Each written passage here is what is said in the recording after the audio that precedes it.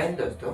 इससे पहले वाला जो क्लास में हम नंबर सिस्टम के बारे में पूरा डिटेल के साथ हम बता दिए थे, तो आज हम बहुपद के बारे में बात करने जा रहे हैं, यानी पोलिनोमियम के बारे में। पोलिनोमियम तो चलिए हम देखते हैं। तो पोलिनोमियम के अंतर्गत पहले हम अलजेब्रा को देख लेते हैं। तो अलजेब्रा यानी बीजगणित। तो इसको दो भागों में हम बांट दिए हैं पहले से ही। पहला को हम चर और दूसरा को अचर। तो जो चर है इसका मान जो है ना बदलते रहता है, इसका नाम मान बदलते रहता है।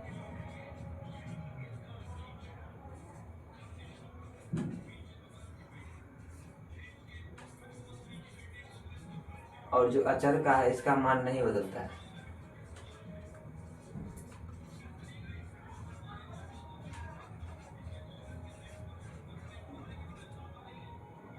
अब हम बात करते हैं बहुपद है क्या। बहुपद के बारे में थोड़ा जानने का डिटेल से प्रयास करते हैं। तब बहुपद पावर में पूर्ण संख्या होना चाहिए।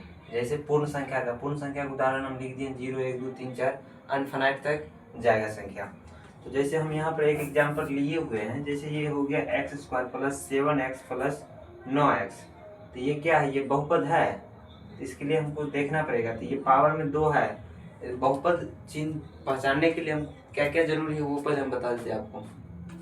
बहुपद को पहचानने के लिए पावर में संख्या होना चाहिए, निगेटिव नहीं होना चाहिए और बट्टा में नहीं होना चाहिए, न ही रूट में होना चाहिए। तो हमारे पास ये पावर में दिया हुआ है लेकिन ये निगेटिव में नहीं है, ये पूर्ण संख्या का उदाहरण है। तो ये हमारे पास बहुपद है।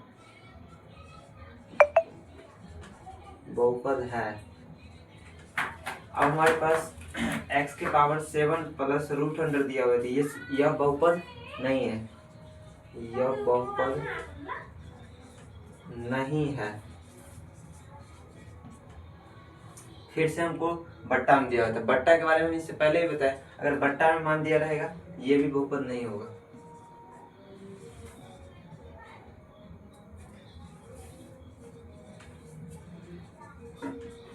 नहीं है। और यहाँ पर हम नेक्स्ट की बात करते हैं। तो x की पावर 8 + 9, इसको हम मान लेंगे, ये बहुपद है। बहुपद है। अब हम डिग्री यानी कोटि के बारे में बात करेंगे। डिग्री तो कोटि का पहले हम कोटि के बारे में बता देते हैं।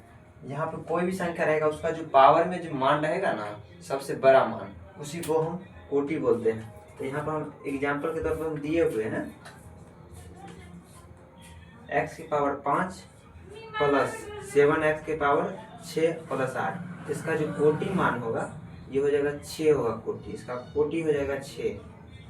इसका कोटि हो गया आपका 6। अब हम नेक्स्ट बात करते हैं 4x के पावर 7 + 5x के पावर 3 - 8x के पावर 9। तो ये हमको पूछ रहा है इसका कोटि। इसका कोटि सबसे बड़ा संख्या कितना है, 9 है। तो इसका 9 हो जाएगा कोटि 9 हो जाएगा। अब एक और एग्जाम्पल यहाँ दिए हुए, 2 एग्जाम्पल दिए, दोनों का हम बता देते हैं। तो इसमें 2 वेरिएबल है। तो 2 वेरिएबल के लिए हम बताए हुए थे इससे पहले वाले हम घात के बारे में। जब भी अगर रहेगा गुणा में, इसका मतलब हो गया गुणा, ये दोनों के हमको जोड़ देंगे, गुणा में जोड़ दिया जाता है। तो इसका पावर जुट जाएगा। तो जुट जाएगा तो हो जाएगा 7 × 11 कोटि हो जाएगा। अब इसका नेक्स्ट की हम बात करते हैं।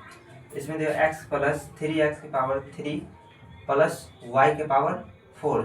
ये सब प्लस में है, यहाँ गुणा में था।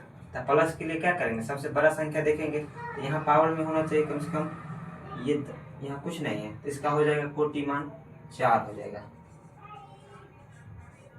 कोटि 4 हो जाएगा। अब हम बात करते हैं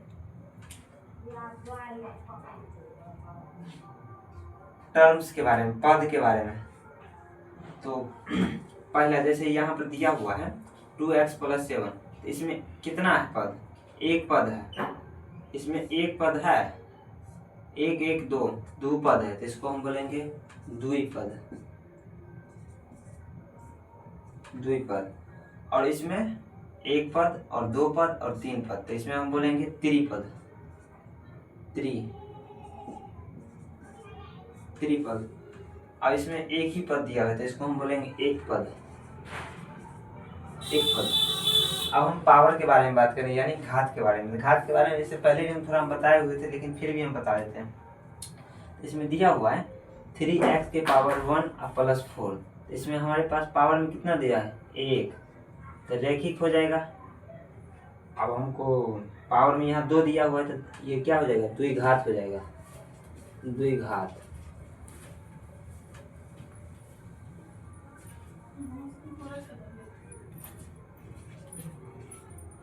द्विघात। अब पावर में 3 दिया हुआ है, तो त्रिघात हो जाएगा, त्रिघात। अब हम बात करेंगे इससे आगे वाला क्लास के बहुपद का सेकेंड पार्ट में।